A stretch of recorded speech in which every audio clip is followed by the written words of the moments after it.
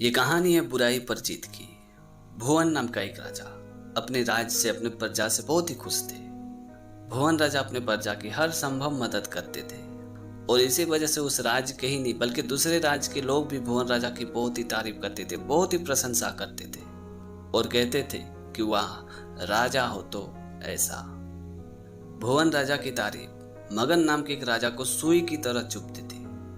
जब भी कोई भुवन राजा की तारीफ प्रशंसा करता था तो मगन राजा को बहुत ही जलन होती थी और इसी जलन और गुस्से की वजह से मगन राजा ने अचानक भुवन राज्य पर हमला कर दिया। अचानक हमला होने की वजह से भुवन राजा युद्ध में हार गए। युद्ध में हार होने के बाद भुवन राजा एक जंगल में भाग गए। भुवन राजा जंगल में अपनी मौत की डर से नहीं भागे थे बल्कि वो ये सोच के भागे थे कि अगर मैं जिंदा रहूं तो मैं अपनी प्रजा का किसी न किसी तरीके से मदद जरूर कर सकता हूँ और अगर मैं जिंदा रहूंगा तो मेरे प्रजा का आत्मविश्वास मनोबल भी बढ़ा रहेगा। और इसी वजह से भुवन राजा जंगल में भाग गए थे। इधर मगन राजा ने पूरे राज्य में पूरी तरह से कब्जा कर चुके थे। मगन राजा ने भले उस राज्य और वहां के प्रजा पर कब्जा कर चुका था लेकिन लोगों की जुबान अब भी भुवन राजा की तारीफ करते थे और इसी वजह से भुवन राजा का गुस्सा जलन और ज्यादा बढ़ गया और उन्होंने सोचा कि अगर मैं भुवन राजा को उनकी प्रजा के सामने मार दूं तो ना तो भुवन राजा रहेंगे और ना ही उनकी प्रजा उनकी प्रशंसा करेंगे। और इसी वजह से मगन राजा ने भुवन राजा को पकड़ने के लिए 100 स्वर्ण मुद्राओं का इनाम रखा था। उस इनाम को पाने के लिए कई राज्य के लोग भुवन राजा की तलाश करने लगे। उधर भुवन राजा जंगल में दर बदर भटक रहे थे। तभी वहां उन्हें एक राहगीर मिला। उस राहगीर ने भुवन राजा से पूछा कि क्या आप हमें बता सकते हैं कि भुवन राज जाने का रास्ता किधर से है। ये बात सुनते भुवन राजा ने उस राहगीर से पूछा कि आप भुवन राज क्यों जाना चाहते हो। तभी उस राहगीर ने बड़े दुखी और निराश होकर भुवन राजा से कहा कि दरअसल मैं एक व्यापारी हूँ। व्यापार में घाटा होने के कारण मेरा सब कुछ बिक गया है। बीवी बच्चे सभी सड़क पे आ गए और इसी वजह से मैं भुवन राजा के पास जा रहा हूँ ताकि मैं उनसे कुछ पैसे उधार लेके अपना व्यापार फिर से चालू कर सकूं। ये बात सुनते भुवन राजा ने उस राहगीर से पूछा कि क्या आपको यकीन है कि भुवन राजा आपको पैसे उधारी देंगे। तभी उस व्यापारी ने मुस्कुराते हुए कहा कि मुझे पूर्ण यकीन है, विश्वास है कि भुवन राजा मुझे पैसे उधारी जरूर देंगे क्योंकि मेरे गांव के ही लोग नहीं बल्कि आसपास के गांव के लोग ये कहते हैं कि अगर भुवन राजा के पास मदद के लिए जाओ तो वो कभी खाली हाथ नहीं लौटाते और बस इसी उम्मीद और आशा के साथ मैं भुवन राजा के पास जा रहा हूँ।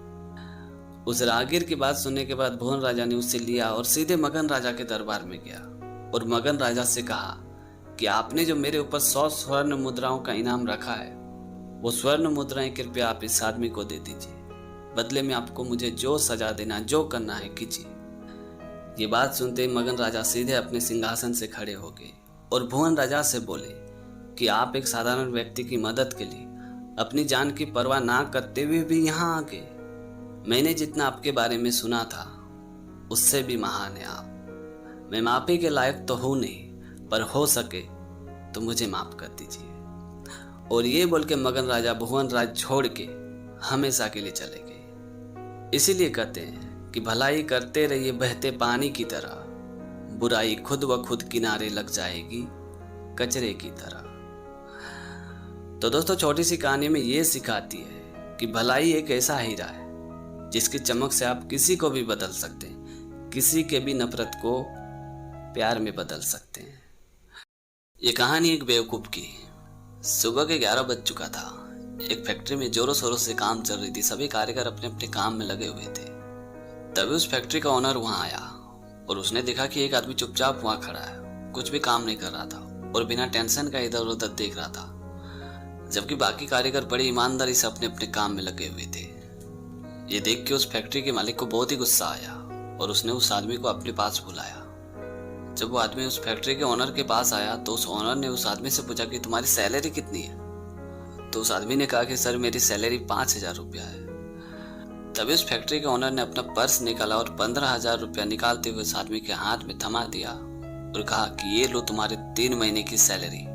मैं यहाँ लोगों को सिर्फ और सिर्फ काम के पैसे देता हूँ, ना कि टाइम खराब करने के। अब तुम यहाँ से फौरन निकल जाओ और दोबारा कभी यहाँ मत आना। उस ओनर की बात सुन के वो आदमी बिना कुछ बोले वहां से तुरंत चला गया। उस आदमी के जाने के बाद फैक्ट्री के ओनर ने गुस्सा करते हुए एक कारीगर से पूछा कि कौन था वो कामचोर। तभी उस कारीगर ने कहा कि साहब पिज्जा डिलीवरी वाला था, एक पिज्जे की डिलीवरी के लिए यहाँ आया हुआ था। ये बात सुनते वो फैक्ट्री के ओनर सीधे अपने कैबिन में गया और मन ही मन सोचने लगा कि अच्छा हुआ किसी ने मेरी सच्चाई जानी नहीं तो आज मैं पूरी तरह से बेवकूफ बन जाता। लेकिन हकीकत में तो वो पूरी तरह से बेवकूफ बन ही चुका था। तो दोस्तों, छोटी सी कहानी में ये सिखाती कि बगैर सोचे समझे कोई भी डिसीजन लेना चालाकी नहीं बल्कि सिर्फ और सिर्फ बेवकूफ़ी होती है।